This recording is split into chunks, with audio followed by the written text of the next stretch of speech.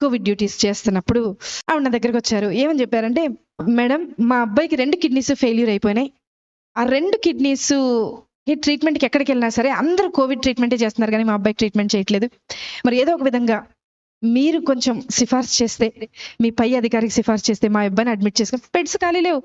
2 kidneys failure అయిపోయిన పేషెంట్ని admit చేసుకుని అక్కడ పెట్టుకుని ఎలా చేస్తారు? చేయలేని పరిస్థితి. నేను అంటాను, ఒకసారి డాక్టర్ గారిని అడిగి చూస్తానమ్మా అన్న. డాక్టర్ గారిని అడిగితే డాక్టర్ గారు అన్నారు, 2 కిడ్నీల ట్రీట్మెంట్ ప్రస్తుతానికి మనం స్టార్ట్ చేయాలి అని అన్న బేసిక్గా ఒక రోజుకి 24 గంటలకి 1.5 లక్షల రూపాయలు అవుతాయి. కార్పొరేట్ హాస్పిటల్ అది.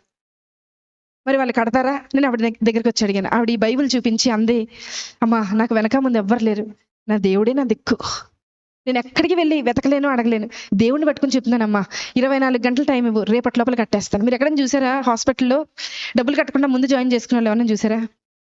ఆవిడ రిక్వెస్ట్ మేరకు పై డాక్టర్తో రిక్వెస్ట్ చేస్తే జాయిన్ చేసుకున్నాం. సరే, ట్రీట్మెంట్ జరుగుతూ ఉంది. చూస్తూ ఉన్నా, మొదటి గంట చూసా ఆవిడ ఏం చేస్తుంది, ఎవరికైనా మెసేజ్లు పెడుతుందా, ఎవరికన్నా వాట్సాప్లో మెసేజ్ పెట్టి డబ్బులు ఏమన్నా డొనేషన్ లాగా గ్యాదర్ చేస్తేమో. మధ్యాహ్నం 11:30కు ఆ సమయంలో అడ్మిట్ చేశాం. 12:30 అవ్వింది. అందరినీ అడిగా, ఆవిడ ఉన్నారు కదా, ఆవిడ ఏం తిన్నారో ఒకసారి అడుగుతారంటే మా నర్సులు అందరూ అన్నారు, మేడం ఆవిడ మోకరించింది, ప్రార్థన చేస్తుంది, అసలు మేము వెళ్తున్నా పక్కకి తప్పుకోవట్లేదు మేడం, మేము అలాగే ట్రీట్మెంట్ చేసి వచ్చేస్తున్నాం అన్నారు. సరే, ఆవిడని డిస్టర్బ్ చేయద్దు. మధ్యాహ్నం 1:30 అయింది, చూశాను ప్రార్థన చేస్తుంది. సాయంత్రం 4:30 అయింది, చూశాను ప్రార్థన చేస్తుంది. రాత్రి 6:30 అయింది, చూశాను ప్రార్థన చేస్తుంది. రాత్రి 9:30 అయింది, చూశాను ప్రార్థన చేస్తుంది. రాత్రి 11:30 అయింది, అంటే ఆవిడ మోకరించి 12 గంటలు అవుతుంది, ప్రార్థన చేస్తుంది. 1:30 రాత్రి, 1:30 అర్ధరాత్రి ప్రార్థన. ప్రొద్దున్న 4 నెక్స్ట్ డే స్టార్ట్ అయిపోతుంది, రౌండ్స్ స్టార్ట్ అయిపోతాయి, సెక్షన్ స్టార్ట్ అయిపోతుంది, అన్నీ స్టార్ట్ అయిపోతాయి, ట్రీట్మెంట్ స్టార్ట్. మాకు స్టార్ట్ అయిపోయింది, కానీ ఆవిడకి మాత్రం ప్రార్థన ఎండవల. 7:30 ప్రార్థన. మరుసటి రోజు 8:30 ప్రార్థన.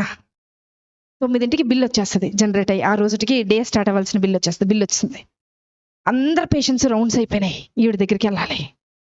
నా పైన ఉన్న డాక్టర్ అడిగారు, అమ్మా ఆవిడ బిల్ కట్టారా అని అడిగారు. నేను చెప్పబోతున్నా, నాకు భయం వేస్తుంది. ఎందుకో తెలుసా, ఆవిడ కట్టకపోతే నేను కడతానని చెప్పాను ఆయనకి. కానీ ఆవిడ ప్రార్థన చూసి నేను అనుకున్నా, కనీసం ఒక 75% నేను కడదాం, ఏదో చైన్ ఉంటుంది కదా, మా ఆయనకి తెలియకుండా అమ్మేసి కట్టేసేద్దామని అనుకున్నా. తెలిస్తే ఒప్పుకోరు కదా అనుకున్నా.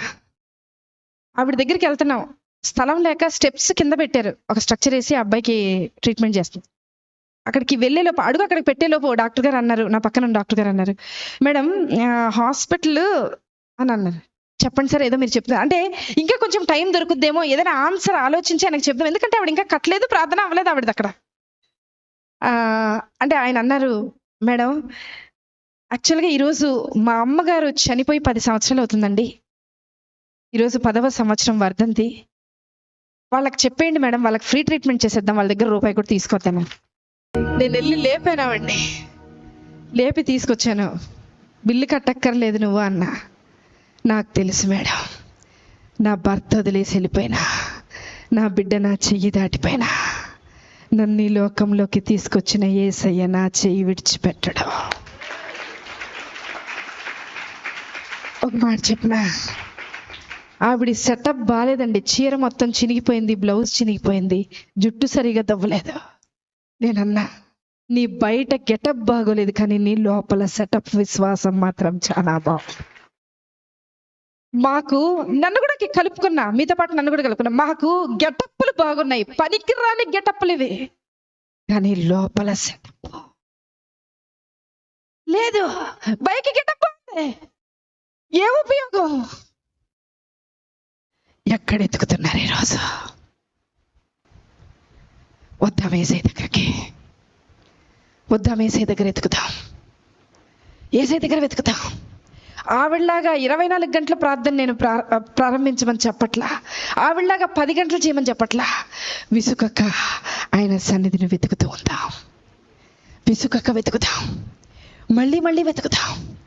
ఖచ్చితంగా నిశ్చయముగా ఆయన నీ పక్షాన కార్యము జరిగించును గాక. ఆమేన్.